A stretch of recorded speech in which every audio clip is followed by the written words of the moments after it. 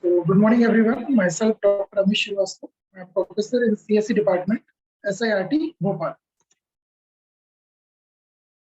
So, we will be starting lecture 4 of module 2. In this, we will be seeing the hierarchical paging, hashed page tables, inverted page tables. So, now what do we mean by hierarchical paging? Hierarchical paging is also known as multi-level paging. So suppose if we have got a logical address on a 32-bit machine with 1K of page size, then since in paging scheme, the logical address consists of two fields, the page number and the offset. So if the page size is 1K, it means 2 to the power 10, that is 10 bits will be required for the offset. So remaining 32 minus 10, that is 22 bits will be used for the page numbers. Now, if we further subdivide these 22 bits into 12 and 10 bit, then I will say that this P1 is the outer page table, P2 is the inner page table, and D is the offset. So this is known as two-level paging. That is, we have divided the page number consisting of 22 bits into two page tables. One is of 12 bits and another is of 10 bits. So the outer page table will have 2 to the power 12 entries, and each entry will be containing a pointer to one inner page table. Right? That is, there will be 2 to the power 12 inner page tables. This is the inner page table, and this is the outer page table. So it will be containing 2 to the power 12 entries, and each entry will be pointing to one page table, one inner page table. And the inner page table will be having the total entries of 2 to the power 10. Why? Because our offset is of 10. Right? So each inner table will be having a frame number in their entry. Now, what we have to do, first of all, the logical address which is generated will be consisting of three fields. First is the outer page table entry, then the inner page table entry, and then the offset within that particular page. Okay. So if we have not done two-level paging, then following logical address will be generated. Page number consisting of 22 bits and page offset is 10 bits. Now in this case, page table will have 2 to the power 22 entries. If each entry takes 4 bytes, then we will need 2 to the power 22 into 4, that is 2 to the power 24, and it can be written like this: 2 to the power 4 into 2 to the power 20, that is 2 to the power 4 is written as 16, and 2 to the power 20 is nothing but MB. So 16 MB of contiguous space in memory will be required for storing this page table, which is having the number of bits equal to 22 for this page number. So finding the 16 MB of contiguous space is very difficult to find. Now see, when we have divided this page table into outer and inner page table, then in this case, the outer page table will be having 2 to the power 12 entries. If each entry takes 4 bytes, then we will require 2 to the power 12 into 4, that is 16 KB. So this outer page table will be having a size of 16 KB of so 16 KB of contiguous space in memory will be required for storing this outer page table, and it is much more easier to find the space in KBs rather than in MBs. So this is one benefit, that the total contiguous space requirement will be less in case of hierarchical paging. Okay.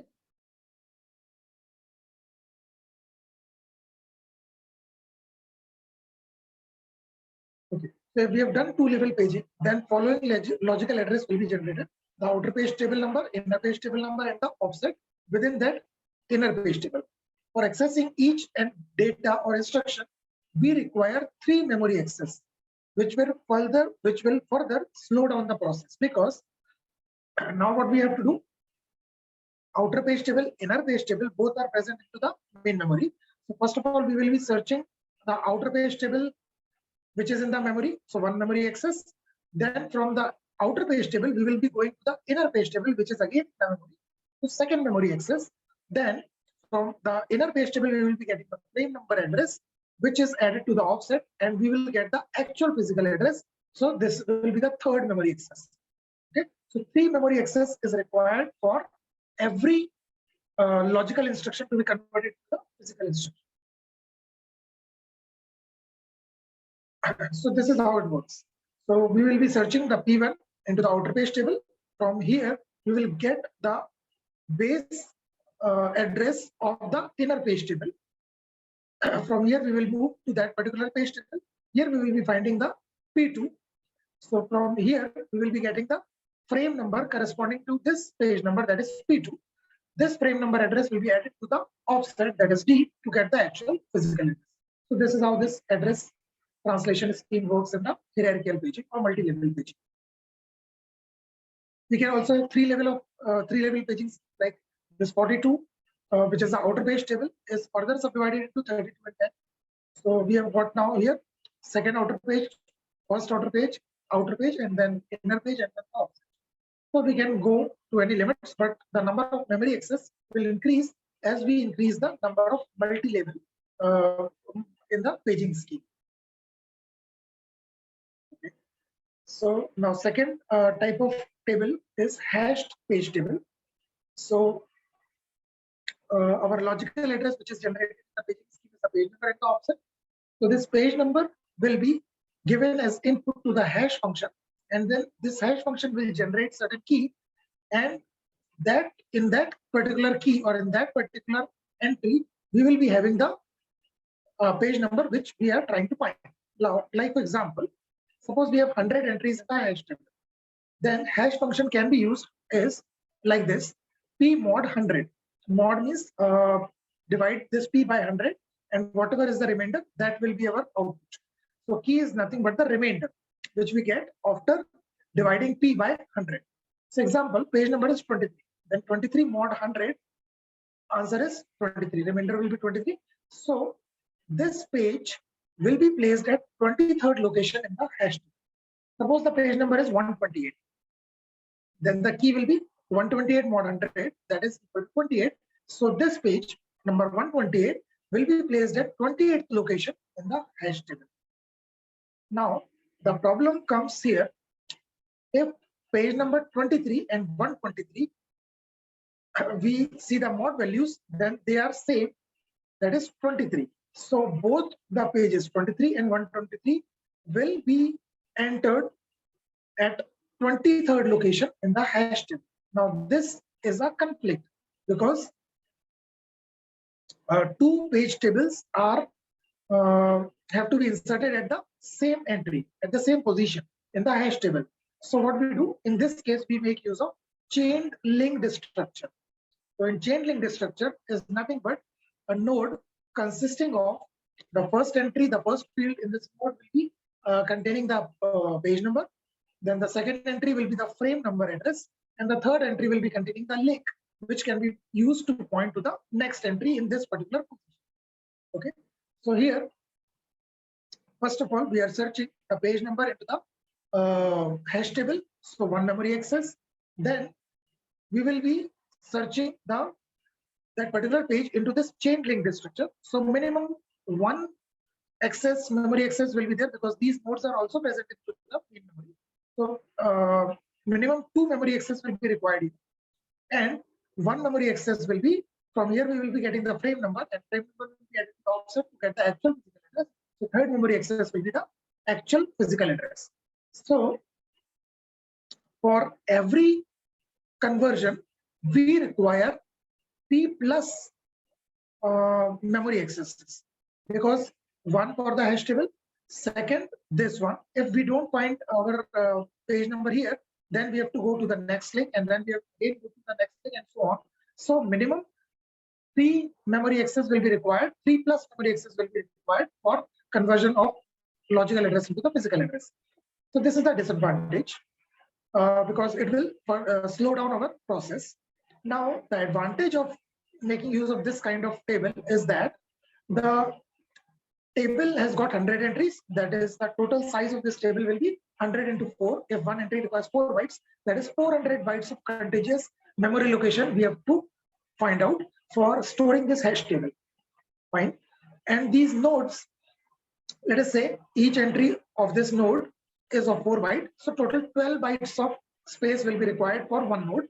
So we have to find out only 12 bytes of contiguous memory location, which is very easy to find. So here the advantage is the ease of finding the memory space for storing this kind of table, and the disadvantage is number of memory access are increasing, and therefore the overall process execution will increase. Now the third kind of table is inverted page table. Here what we do, till now what we were doing is we are maintaining one page table per process. Here we maintain only one table, that is inverted page table, and it is the exact map of the physical memory. So suppose our physical memory contains 1024 frames. So each frame will be containing some process, some page number. Let us say process 2, page number 3 is contained in the frame number 1. So what we have to do, we will be storing in this inverted page table the process ID and the corresponding page number of that process ID. So in this inverted page table, the entries will be like this: PID and P. And the inverted page table is indexed using the frame numbers. That is, if we have got 1024 frames in the physical memory, then we will have 1024 entries in our inverted page table, and each entry will be containing the process ID and the corresponding page number. So here the logical address which is generated is in this form: process ID, page number, and the offset within that page. So we will be searching this PID and P in this inverted page table. Now, this inverted page table is indexed using the frame numbers. So it means that we have to find each and every entry. We have to search this PID and P in each entry starting from first location till the very end. So the searching time requirement here is very, very large, and therefore the execution will be taking more time. Execution of any process will be taking more time. However, here we will require only one table, and all the processes can be mapped into this one table itself. So from here, let us say we have find the PID and P. So let us say this PID and P we have find out is at 50th location. So it means 50th frame will be there. So address of 50th frame will be added to this offset to get the actual physical address. So this is how the inverted page table architecture works. Now, let the physical memory has a size 2 to the power 32, and frame size is 1 KB, that is 1024 bytes, which is written as 2 to the power 10. So total number of entries will be 32 minus 10, that is 22. So number of pages will be, or number of entries with this 22 bits will be 2 to the power 22, which is coming to be 41,94,304 entries, approx to 42 lakh entries. So if we have to find any PID and process in this inverted page table, then the maximum searches which might be required is 42 lakhs, because we have to go one by one from the very top till very bottom, until unless we find our process ID and page number, right? So this is the kind of searching time which we will be requiring. So in this inverted page table, we make use of hash table. Let us say we are making use of hash table with 10,000 entries. Now, and hash function we are making use of is like this: whatever PID and page number is present in the logical address, we will simply add them up, do the mod with 10,000, and then whatever remainder is remaining, that will be our key. So for 41,94,304 entries, maximum 420 collisions will come, because total entries are 10,000, and we have got 42 lakhs approx number of entries. So we will be getting 420. Okay, so 420 collisions will be there at maximum. That is, we have to search maximum 420 entries only for finding our PID and page number as compared to 42 line entry search, right? So when we combine this hash table with this inverted page table, then our searching time will be largely reduced. However, sharing is very difficult to implement with the inverted page table, as sharing requires one physical address to be mapped to more than one logical address. But in inverted page table, we have only one logical address corresponding to one physical address. So sharing is very difficult in inverted page table. So that is all for today's lecture. Thank you.